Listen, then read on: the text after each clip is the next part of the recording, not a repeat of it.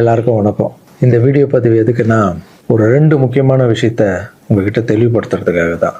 ஒன்று இந்த திருச்சி கிழக்குன்னு போயிட்டு இருக்குல்ல, அதுக்காக. இன்னொன்று நான் ரீசெண்டாக அட்டன் பண்ண ப்ரெஸ் மீட்டில் ஒரு வார்த்தையை கான்ட்ரவர்சி ஆக்கிட்டாங்க. முதல்ல இந்த ப்ரெஸ் மீட்டை பற்றி பேசிடலாம். நான் ப்ரெஸ் மீட்டு கொடுத்துட்டு வந்துட்டேன். ஒரு விஷயத்த கான்ட்ரவர்சியாக மாற்றி அது தப்பாக 2-3 பேர் பேசுகிறேன்னொடனே நான் ட்வீட் போட்டுட்டேன், எழுத்துப்பூர்வமாக போட்டுட்டு, நான் ஏங்க மக்களை போய் அப்படி பேச போகிறேன், நான் ஏன் மக்களை போய் அப்படின்னு நினைக்க போகிறேன், தெரு நாயிலிருந்து வீடு வரைக்கும் புரிதலை பற்றி பேசணும்னு நினச்சேன். நான் பாட்டு ட்வீட் போட்டு எழுத்துப்பூர்வமாக போட்டுட்டு நான் ஷூட்டிங் போயிட்டேன். ஷூட்டிங் பண்ணிகிட்டே இருக்கோம். 2 நாளுக்கு அப்புறம் பார்த்தீங்கன்னா ஃப்ரெண்ட்ஸ் எல்லாம் ஃபோனு, நண்பா நீ இதுக்கு ஒரு வீடியோ போட்டால் நல்லாயிருக்கும், எல்லாம் தப்பாக புரிஞ்சிட்டு இருக்காங்க, ஒரு சிலர் இதை அட்வான்டேஜாக எடுத்துக்கின்னு உன்னை பற்றி தப்பாக பேசிகிட்டு இருக்காங்க அப்படின்னா, இப்போ அதான் ஒரு தடவை ட்வீட் போட்டுட்டான்ல, விட்டு நம்ம அதுக்கு போய் சும்மா பேசிகிட்டு இருக்கக்கூடாது. தப்பு நம்ம பண்ணால் பரவாயில்ல, நம்ம தான் பண்ணலையே அப்படின்னு விட்டாச்சு. அதுக்கப்புறம் என்னுடைய ட்ரஸ்ட்டு குழந்தைங்கள்லாம் ஃபோன் போட்டு, நம்ம படிக்க வச்ச குழந்தைங்க அங்கங்கே வேலை பண்ணிகிட்டு இருக்காங்கல்ல, அங்கிள் நீங்கள் இதுக்காக ஒரு வீடியோ போடுங்க ப்ளீஸ், இது ரொம்ப தப்பாக போய்ட்டுருக்கு அப்படின்லாம் பேசினாங்க. என்னடா இது எல்லாம் அப்படி சொல்கிறாங்களே அப்படின்னு பார்க்கும்போது, வீட்டுக்கு போனால் வீட்டில் அம்மாவும் அப்செட்டில் இருக்காங்க. இதுக்கு தான் நான் ஒன்று அரசியலுக்கு போவானு. ஐயோ இது ஏதோ ரொம்ப தப்பாக இருக்குது போல். ஃப்ரெண்ட்ஸுங்கிட்ட எல்லாம் கேட்டு பார்த்தா, நம்ம சொன்ன எண்ணங்கள் வேறு, இவங்க தப்பாக பேசிகிட்டு இருக்காங்க, அதுவும் ரொம்ப தப்பாக இருக்குது அப்படின்னும் போது, எனக்கு ரொம்ப க்ளோஸான ஒரு பையன் ஒருத்தர் இருக்கார் என்னுடைய ட்ரஸ்ட்டில். அவர் பேர் ராஜகோபால். அவர் ஒரே ஃபோனில், அங்கிள் நீங்கள் இதுக்கு ஒரு ட்வீட் போட்டு ஆகணும், நீங்கள் அந்த ராஜகோபால் யாருன்னு நான் உங்களுக்கு இன்ட்ரடியூஸ் பண்ண போகிறேன். இது வரைக்கும் நான் பசங்களை டான்ஸ் ஆட வைக்கிறாருன்னு மேலோட்டமாக பார்த்துருக்கீங்க, பசங்களை படிக்க வச்சுருக்காங்கன்னு மேலோட்டமாக பார்த்துருக்கீங்க, அவங்க ஹாப்பியாக இருக்காங்க, இவங்க டான்ஸ் ஆடுறாங்க, இவங்களை படிக்க வைக்கிறாங்க, மாஸ்டர் பர்த்டே கேக் வெட்டுறாரு, இது மட்டும் தானே பார்த்துருக்கீங்க. ஒவ்வொரு வாழ்க்கையிலும் எவ்வளோ கஷ்டம் இருக்குது, அவங்கள நான் எவ்வளோ கஷ்டப்பட்டு வளர்த்தேன் அப்படின்றதெல்லாம் அப்போல்லாம் ரீல்லாம் இல்லை. இப்போ சொல்கிறேன், ஒரே ஒரு பையனுடைய அவர் எப்படி சேர்ந்தார், அவருடைய கஷ்டம் என்ன, நான் எவ்வளோ கஷ்டப்பட்டேன், அவர் இப்போ எந்த நிலைமையில் இருக்கார், எந்த நிலைமையில் இருந்தாலும் நான் அவர் எப்படி விடாமல் இருக்கன்றதை அந்த பையனை இன்ட்ரடியூஸ் பண்ணுறவாங்க. இவர் பேர் தான் ராஜகோபால். இந்த வீடியோவில் பேசியே அவனுன்ற முடிவில் வந்திருக்காரு. இவர் நிறைய ஆசைப்பட மாட்டார், ஏதாவது ஆசைப்பட்டு கேட்டால் செஞ்சிடணும், எல்லாம் கொஞ்சம் கோவம் வர அவருக்கு. இவர் யாருன்னு முதல்ல நான் சொல்கிறேன். இவர் சேர்ந்தது 20 வருஷத்துக்கு முன்னாடி என்கிட்ட சேர்ந்தார். எப்படி தெரியுமா சேர்ந்தார்? நைட் நான் படுத்துட்டு இருக்கேன், ஒரு 11 மணிக்கு சொல்கிறாங்க, கீழே உங்கள் வீட்டு கீழே யாரோ ஒருத்தர் வெயிட் பண்ணுறாங்க சார், உங்களை பார்க்கணும் அப்படின்னு சொல்கிறாங்க. இல்லைங்க 11 மணி ஆயிடுச்சு, காலையில் வர சொல்லுங்க அப்படின்னு. ஒரு சிலர் படிப்புக்கு ஹெல்ப் கேட்டு வருவாங்க, இந்த ஆர்ட் ஆப்ரேஷன் ஹெல்ப் கேட்டு வருவாங்க அப்படின்னு நினச்சி, சரி படிப்புக்காக தான் வந்திருப்பாங்கன்னு நான் நினச்சிக்கிட்டு காலையில் வர சொல்லுங்கன்னு சொல்கிறேன். இல்லை அப்பா அம்மா இல்லை, யாருமே இல்லை, ஊர்லேருந்து உங்களை நம்பி வந்துட்டாராம், ஸோ உங்களை பார்க்குறோன்னு வெயிட் பண்ணுங்கிறார். கீழே போய் பார்த்ததும் தான். அப்போ இவர் கொஞ்சம் நடப்பார், நல்லா நடப்பார். கொஞ்சம்னா பெண்டாய் நடந்து போய் வர அளவுக்கு இவரால் முடியும். போய் பார்த்தேன், அப்படியே கண்ணில் அப்படியே தண்ணி, அப்படியே கலங்கி என்னை அப்படியே கட்டி பிடிச்சாரு 20 வருஷத்துக்கு முன்னாடி இவர். ஸோ அந்த அணைப்பிலே எனக்கு ஃபீல் ஆச்சு, இது வலி உள்ள ரொம்ப இருக்குது, அவருக்குள்ளே நிறைய வலி இருக்குதுன்னு என்னால் ஃபீல் பண்ண முடிஞ்சது. ஏடாக நானும் உட்காந்து கேட்டேன், இல்லை சார் எனக்கு அப்பாவும் இல்லை அம்மாவும் இல்லை யாரும் இல்லை, என்னால் கொஞ்சம் தான் நடக்க முடியும், எனக்கு நீங்கள் உங்களை பற்றி கேள்விப்பட்டேன் சார், நான் இங்கேயே உங்கள் கூடவே தங்கிக்கிறேன் சார், உங்களை பற்றிலாம் நான் படிச்சிருக்கேன் சார், எனக்கு அப்பாவா அம்மாவா இருந்து நீங்கள் என்னை பார்க்கணும் சார் அப்படின்னு.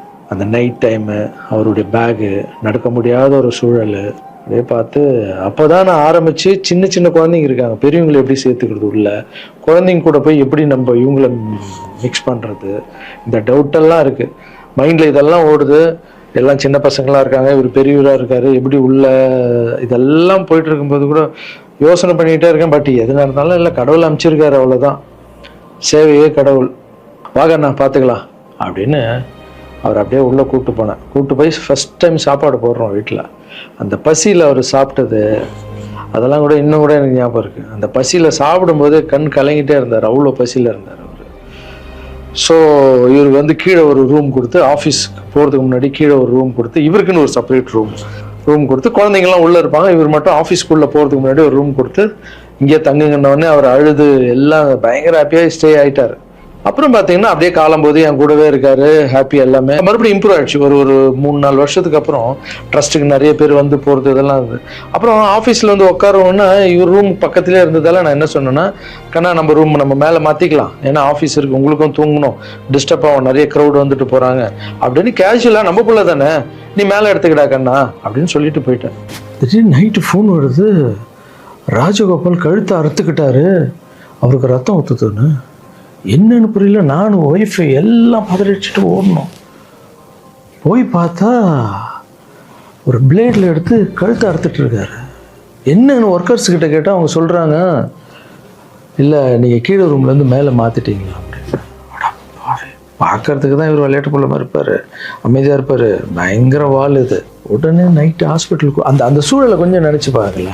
இதெல்லாம் இல்லாமல் நான் நார்மலாக நிம்மதியாக படம் பண்ணணுமா, வந்தோமா, எக்ஸசைஸ் பண்ணணுமா, தூங்கணுமா அப்படின்னு நான் இருந்திருக்கலாம்ல. மக்களுக்கு ஏதோ ஒன்று பண்ணணும் தானே.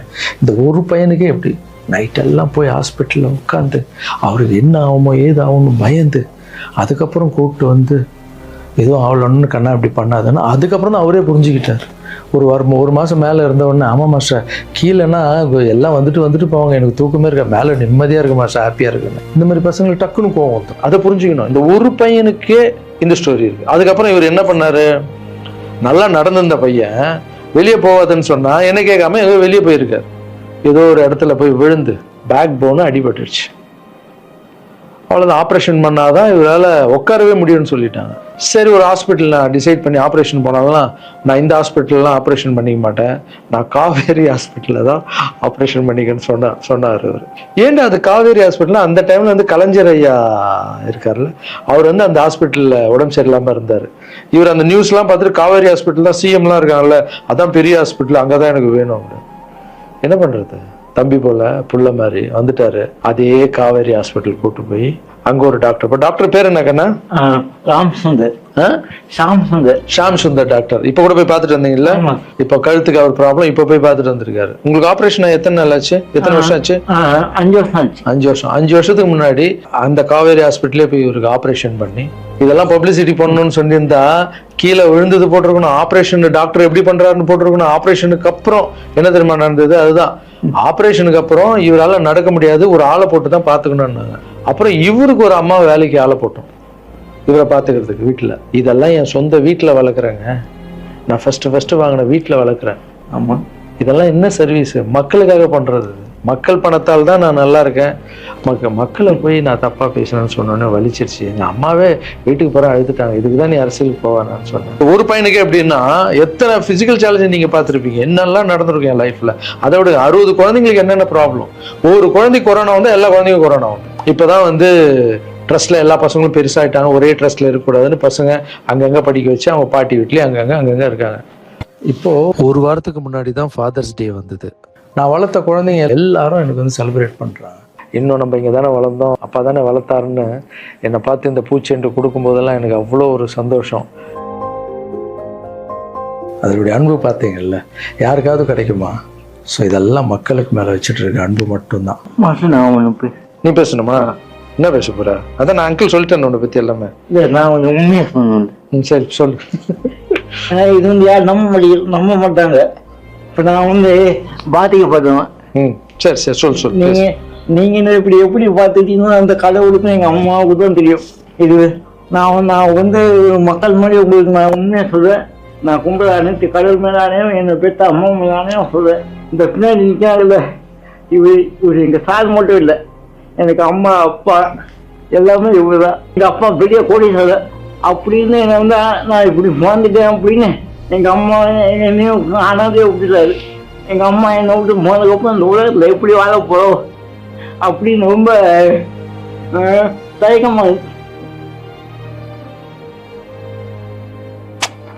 இது நீ ஃபீல் பண்ணக்கூடாது, நான் பேசுனேன். இங்கெல்லாம் அதெல்லாம் இருக்கக்கூடாது, புரியுதா?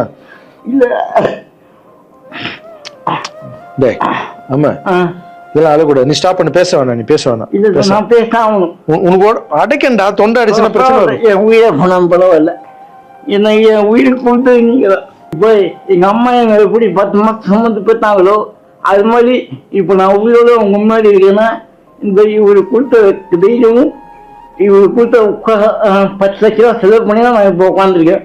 இன்னொரு தகுதிக்கு அவ்வளோ கூடிய ஹாஸ்பிட்டல் நான் போய் ஆப்ரேஷன் பண்ணது கனவு கூட நினைக்க முடியாது. ஒருத்தங்க ஹாஸ்பிட்டல் போய் சேர்க்கும் போது அவங்க சொந்த பண்ணோம் ஏதாவது வந்து பார்ப்பாங்க, ஆனால் என்னையாலும் வந்து பார்க்கறதுக்கு ஆள் கிடையாது.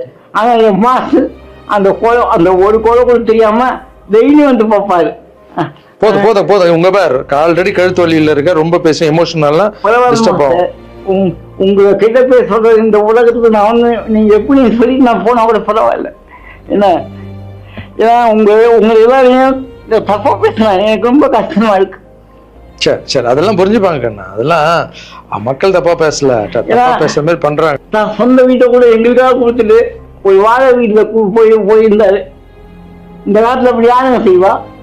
இந்த ஒரு பையனுடைய வாழ்க்கையில எவ்வளவு கஷ்டங்க, எத்தனை குழந்தைங்க வளர்த்துருப்பேன், எவ்வளவு கஷ்டத்தை பார்த்துருப்பேன். எனக்கு ஒன்னே ஒண்ணு பண்ணுங்க, எங்க அண்ணன் தப்பா பேசியிருக்க மாட்டாரு, யார் என்னதான் சொன்னாலும் அவரு இதை பண்ணியிருக்க மாட்டாருன்ற சப்போர்ட் மட்டும் எனக்கு போதும். ஏன்னா எங்கள் அம்மாண்ட இவ்வளோ கெஞ்சி எத்தனை வருஷத்துக்கு அப்புறம் அம்மா ப்ளீஸ் ப்ளீஸ்மான்னு சொல்லி விஜய் சார் வந்ததால் ஒரு நம்பிக்கை வந்து அம்மா போன்னு சொன்னாங்க. இப்போது இந்த விஷயம் எப்போ ஸ்டார்ட் ஆச்சோ இந்த கான்ட்ரவர்சி, அப்போத்துலேருந்து அம்மா மறுபடியும் பார்த்தியா நான் இதான் சொன்னார். ஏன்னா அம்மாவுக்கு 70 வயசு ஆகிடுச்சு, பாவம் அவங்க சொல்லி புரிய வைக்க முடியாது. அம்மா ஒரு சிலர் தான் வீடியோ போடுறாங்க, பொதுமக்களுக்கு ஒன்றுமே இல்லை நம்ப மாட்டாங்கம்மான்னு சொன்னால் கூட அவங்களுக்கு ஒரு மாதிரி இருக்கும், வயசானவங்க நம்ம போய் எழுத்தும் பேச முடியாது. ஏன்னா நிறைய பேர் நான் பார்க்குறேன், இன்னும் எல்லாத்துக்கும் அம்மா அம்மா அம்மா அம்மான்னு. அம்மா தானே சார் எனக்கு என்னுடைய ஃபஸ்ட்டு ரசிகை, எங்கள் அம்மா ஃபஸ்ட்டு குரு, ஃபஸ்ட்டு டீச்சரு, அதுக்கப்புறம் என்னுடைய தெய்வம், என்னுடைய பெஸ்ட்டு ஃப்ரெண்டு, எல்லாமே என் வாழ்க்கையில் தாய் தாங்க. தாய் இல்லைன்னா நான் இல்லவே இல்லைங்க. நான் மட்டும் இல்லைங்க, இந்த உலகத்தில் யாருமே இல்லை. என் தாயுடைய ஆசீர்வாதம்னா நான் வந்து இருக்க முடியாது. நான் பேசினா தாயின்னு வரும், அது வரலன்னா தான் தப்பு. நீங்கள் என்ன எல்லாத்துக்கும் தாய் தாய் தாய், நான் அப்படி தான். அப்புறம் இன்னொரு வார்த்தை கூட கேட்குறீங்க, ஏன் வர்றதுன்னா வர வேண்டியதானே, ஏன் மக்கள்கிட்ட போய் கேட்கணும்? மக்கள் திருப்பி மகேஷன் திருப்பின்ட்டு இருக்குல்ல, மற்றவங்களாம் கேட்க மாட்டாங்க, வந்துடுவாங்க. நான் மற்றவங்க கேட்க மாட்டாங்க, நான் கேட்பேன். என் சொந்தத்தை எல்லாரையும் கேட்குறேன், அதுமாரி மக்கள்கிட்ட ஒரு வார்த்தை கேட்டா என்ன தப்பு? ஏன்னா அவங்க தான் என்னை வாழ வச்சாங்க, அவங்க தான். ஒரு வேளை வந்து லாரன்ஸ்னா நீ அரசியலுக்கு வராத, ட்ரஸ்ட் விஷயமே போதும்னு ஒரு வேளை அவங்க நினச்சிருந்தா கேட்குறதுல என்ன தப்பு? அவங்களுக்கு மரியாதை கொடுக்குறதுல என்ன தப்பு? இனிமேல் நான் கேட்டு தான் பண்ணுவேன். 4 பேருக்கு சாப்பாடு போட்டால் அரசியலுக்கு வந்துடலாமா? மாற்றுத்திறனாளிக்கு 2 பேருக்கு டான்ஸ் சொல்லி கொடுத்துட்டா அரசியலுக்கு வந்துடலாமா அப்படின்னு கேட்குறீங்க. நான் 4 பேருக்கு சாப்பாடுலாம் போடலாங்க. பார்த்தீங்கல்ல, ஒருத்தருடைய லைஃபையே வளர்த்து எடுக்கிறாங்க, ரொம்ப கஷ்டம். எல்லாரும் அரசியலுக்கு நான் வந்த அப்புறம் இதை பண்ணுறேன் அதை பண்ணுறேன்னு சொல்லுவாங்க, ஆனால் நான் பண்ணிட்டு வரேன்னு சொல்கிறேன், இன்னும் வரேன்னு கூட சொல்ல. அதுக்குள்ளே அப்படி பேசாதீங்க. 4 பேருக்கு சாப்பாடு போட்டு அரசியலுக்கு வந்துடுறேன். நான் என்னுடைய கஷ்டம் ரொம்ப பெரிய கஷ்டங்க, ரொம்ப வலி இருக்குது எனக்குள்ளே. நான் நிஜமாக உழைச்சிருக்கேன். இதெல்லாம் கேட்கும்போது மனசுக்கு ரொம்ப கஷ்டமாக இருக்குது. முன்னாடி ஏதோ பேசிட்டீங்க, இந்த வீடியோ பார்த்தீங்களா, இப்போவாது என் கஷ்டம் புரிஞ்சிருக்கும். இனிமேல் அப்படி யாரும் தப்பாக பேசாதீங்க. இந்த திருச்சி கிழக்கு தொகுதி, ஸோ நிறைய பேர் இடத்துல பார்த்தீங்கன்னா திருச்சி தொகுதியில் லாரன்ஸ் மாஸ்டர் நிற்கிறாரு. நிறைய பேர் அண்ணா நீங்கள் வாங்கண்ணா, நீங்கள் வந்தால் நாங்கள் ஓட் போடுறோண்ணா, வெல்கம்ண்ணா, இதெல்லாம் சொல்கிறீங்க. நான் ஷூட்டிங் போகிற இடத்துல நான் ஏதாவது ஆஃபீஸ் போனால் கூட வாங்க எம்எல்ஏ சார் திருச்சி தொகுதியில் நிற்கிறீங்களா, எல்லாருமே சந்தோஷமாக கூப்பிட்டீங்க, அன்பாக கூப்பிட்டீங்க. உங்கள் அன்புக்கு எல்லாருக்கும் நன்றி. பட் அது எது தர்மம்னு ஒன்று இருக்குல்ல, என் மனசில் இருக்குதான் நான் இன்றைக்கி சொல்லிடுறேன். நான் திருச்சி தொகுதியில் நான் வந்து நிற்கணுமா, இல்லை விஜய் சார் எப்போது ஹீரோ ஆனாரோ அப்போத்துலேருந்து ஒருத்தர் போஸ்ட் ஓட்டியிருப்பார்ல, அதுக்கப்புறம் அவர் அரசியல் ஸ்டார்ட் பண்ண அப்புறம் அந்த அரசியலுக்காக உழைச்சிருப்பாங்கல்ல, அவர் ஆரம்ப ஸ்டேஜ்லேருந்து வந்தவங்களாம் இருப்பாங்க, அவங்க வரணுமா நான் வரணுமா? விஜய் சார் வீட்டில் இன்னும் எத்தனை பேர் திருச்சிக்காக வெயிட் பண்ணிகிட்டு இருக்காங்களோ நம்மளுக்கு என்ன தெரியும்? அது விஜய் சார் டிசைட் பண்ணணும். விஜய் சார் யார் நிற்க வைக்கிறாங்களோ யார் வேணாலும் ஜெயிப்பாங்க. ஏன்னா விஜய் சார் முகத்துக்கு தானே ஓட்டு விடுது.